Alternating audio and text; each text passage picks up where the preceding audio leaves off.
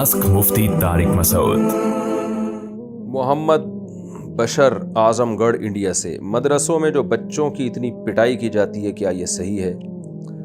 कहाँ से सही है? बच्चों को जंगलियों की तरह बाज़ मदरसों में मारा जाता है कारी लोग, और बाज़ स्कूलों में भी गांव देहातों में ऐसे ही है। सारे मदरसों में ये काम नहीं होता, लेकिन बहुत से मदरसों में होता भी है। और कारियों को कंट्रोल करना बहुत मुश्किल है, और ये कारी लोग बड़े होशियार होते हैं। जब कोई बैठा हुआ हो ये हरकतें नहीं करते। जब इनको पता होता है ना कोई कैमरा लगा हुआ है और ना कोई निगरानी कर रहा है, तो फिर ये बच्चों को बहुत कूटते हैं। मैं उन कारियों की बात कर रहा हूँ जो इस वक्त मेरे मसाइल का सेशन नहीं सुन रहे, लिहाजा कारी लोग गुस्से ना हो। लेकिन मैंने खुद एक चीज़ मुशाहिदा किया है, अपनी ज़िंदगी में देखा है कारियों को, बच्चों को दरिंदों की तरह कूटते मारते हुए। तो और ये बड़े ढीठ कारी होते हैं, ये नहीं इंसान के बच्चे बनते। तो इसका यही हल है कि इनको मोहब्बत से एक दफ़ा समझाया जाए और फिर खुफिया कैमरे लगा दिए जाएँ। फिर कोई कारी अगर बच्चे को दरिंदों की तरह पीटता है ना, तो एक दफ़ा उस कारी को भी उसी डंडे से कूट के मारा जाए। क्योंकि मैं इसमें बहुत जज्बाती हूँ। मैंने उन बच्चों को मारे खाते हुए देखा है अपनी ज़िंदगी में। बहुत ही गधों की तरह कूटते हैं, जो इंसानियत, इनके सीने में दिल नाम की कोई चीज़ ही नहीं होती है। तो कितने बच्चे इस तरह से बागी हो चुके हैं। मैं अक्सर एक वाक़या भी बताता हूँ। मेरे पास एक लड़का आया जो ऑपरेशन करवा के हिजड़ा बन गया था। उसका यही हुआ था, बेचारा कहीं मदरसे में बैठा हुआ, उसने मुझे अपनी कहानी सुनाई, रो रहा था कि मैंने कहीं थोड़ा सा गाना सुन लिया, तो कारी साहब को गाना गुनगुनाया ज़बान से, तो कारी साहब ने पकड़ के इतना मारा कि मैं बागी हो के भाग गया वहाँ से, और फिर मैं हिजड़ों में बैठना शुरू कर दिया। फिर वो लंबी कहानी बेचारे की, मैं दीन से बदगुमान हो गया और ऑपरेशन करवा के फिर वो मुखन्नस बन के नाच गाने शुरू कर दिए। अब उसकी ज़िंदगी बेचारे की बर्बाद हो गई। तो ये तो एक वाक़या था, लेकिन हमने तो ये कूटते हुए खुद अपनी आंखों से देखा है। मैं फिर बताऊं, सारे कारी ऐसा नहीं करते और ना सारे मदरसों में ऐसा होता है, लेकिन बहुत से मदरसों में ऐसा होता है और बहुत से कारी पीटते हैं। और बहुत से स्कूलों में भी होता है, जो गांव देहातों में ख़ास तौर पर जहां निगरानी नहीं है। तो बच्चों को इस तरह बेदर्दी से मारना, बच्चों को सज़ा बहुत सख्त मजबूरी में दी जाएगी और बहुत हल्की सी सज़ा दी जाएगी उनको, क्योंकि बच्चा है वो रहम के काबिल है। वो दरिंदगी के लिए अल्लाह ने नहीं उसको पैदा किया। बच्चे बहुत कमज़ोर होते हैं, वो अपनी जो है ना, वो जो उन पे बीत रही होती है वो बयान नहीं कर सकते। तो इसलिए ये इस पे जो है ना आवाज़ उठानी चाहिए। और आवाज़ उठाने पर इन कारियों पर कोई फ़र्क नहीं पड़ता, ये मैं आपको बता दूँ। बहुत ढीठ होते हैं ये, हमने बड़े तजर्बे किए हैं। इनको जितना मर्ज़ी समझाओ ये नहीं समझते। तो उसका हल यही है कि जहाँ भी कोई मदरसा हो महल्ले में, तो अब तो बड़े मदरसों में तो अल्हम्दुलिल्लाह एहतमाम होता है, वहाँ तो खुफिया कैमरे लगे हुए होते हैं।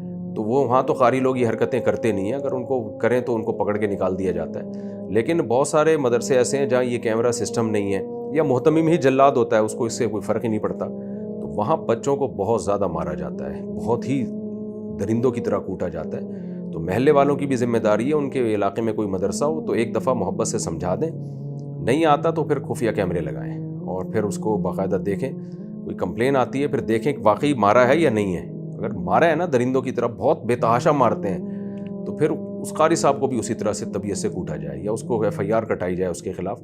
इनको छोड़ना नहीं चाहिए। बहुत से लोग मेरे इस बयान पे मुमकिन है बहुत सारे गुस्से हों कि यार ये मुफ्ती साहब क्या बात है, लेकिन हमने जो अपनी ज़िंदगी में मुशाहिदे से बढ़कर कोई दलील नहीं होती। अब ऐसा ना कोई मेरे खिलाफ क्लिप रिकॉर्ड करवाएं, आए बाएँ शाएँ मारने लगे, मुफ्ती साहब कारियों के खिलाफ तकरीर कर रहे हैं, मुफ्ती साहब ये कर रहे हैं। भाई हमने मुशाहिदा किया है, मैं अपना मुशाहिदा कैसे झुठला दूँ? और 2-4 मुशाहिदे नहीं हैं, हमने बहुत देखे हैं। तो ये कैसे अब मैं इनकार कर दूँ एक चीज़ का जो ग्राउंड रियलिटी है, जो हकीकत है। तो अल्लाह इनको हिदायत दे, इन कारियों को अल्लाह का खौफ। मैं उन कारियों की बात कर रहा हूँ जो मारते हैं बच्चों को, अल्लाह का खौफ नहीं होता। और शायद वो इसलिए मारते हैं कि खुद भी पिट पिटा के बड़े हुए होते हैं। मुझे याद है मैं जामिअतुर रशीद में बच्चों को पढ़ाता था, तो किसी कारी ने मुझे कहा कि बच्चों को जब तक बेतहाशा मारो पीटो नहीं, ये पढ़ते नहीं देते। छोटे छोटे से बच्चे थे, तो मैं तो उनको बड़ा हंस खेल के पढ़ाता था, बड़े लतीफ़े भी सुनाता था, मजाक भी करता था। वो सारे रोज़ाना सबक याद करके आते थे। अच्छा, वो जो कारी साहब थे वो अपने मदरसे में वही चीज़ पढ़ा रहे थे, यानी कुरान के साथ साथ वो किताब भी पढ़ाते थे। मैं जब उनके मदरसे में जाता तो सारे बच्चे मुर्गे बने हुए होते थे। मैं कहता था यही किताब मैं पढ़ा रहा हूँ, तो हंस खेल के लतीफ़े भी सुना रहा हूँ, बच्चों से हंसी मजाक भी हो रहा है, और बच्चे माशाल्लाह एक दूसरे से मुकाबले में याद भी कर रहे हैं।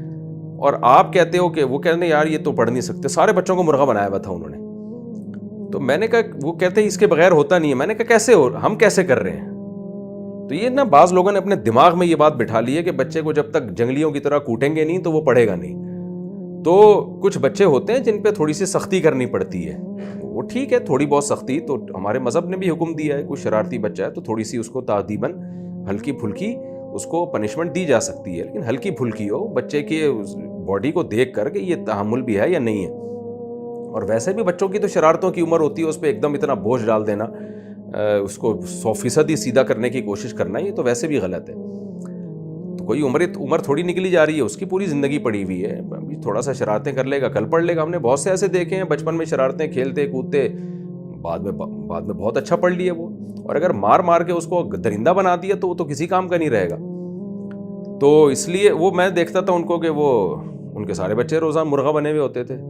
تو میں جب بھی ان سے ملنے جاتا میں کہتا بھی یہ کیا ہے, کہہ رہے اس کے بغیر نہیں پڑھتے. میں نے ان سے کہا کہ آپ میرے پاس آؤ ذرا, ہماری کلاس میں کبھی, ہمارے مدرسے میں یہی کتاب میں پڑھا رہا ہوں, روزانہ بچے یاد بھی کر رہے ہیں سبق, اور مجھے تو ایک دفعہ بھی یاد نہیں پڑتا کہ کبھی ایک تھپڑ لگانے کی بھی نوبت آئی ہو. تو یہ قابل اصلاح چیز ہے. اس پہ ہمارے بڑے اکابر نے, حضرت مولانا شریف تھانوی رحمۃ اللہ علیہ اور دیگر جو بڑے علماء ہیں, انہوں نے بہت سخت اس پہ آواز اٹھائی ہے. ان کے مواعظ میں یہ باتیں موجود ہیں. لیکن یہ کہ یہ جب تک ظاہر ہے نظام نہ ہو, قانون نہ ہو, سدھرنا لوگ کہاں سدھرتے ہیں. تو اس کی بہت سخت نگرانی ہونی چاہیے, اور بچوں کو ایسے حوالے نہ کر دیا جائے. کیمرے لگے ہونے چاہیے, اور پھر اس کی نگرانی بھی ہو. اگر کسی قاری نے اس طرح کی حرکت کی ہے تو اس کو, میں سمجھتا ہوں کہ اس کو دوبارہ موقع نہیں دینا چاہیے. ہاتھ پاؤں توڑ دیتے ہیں, ایسے بھی واقعات ہوئے ہیں, اتنا مارا کہ بچے کے ہاتھ توڑ دیے. تو یہ بہت ہی درندگی ہے.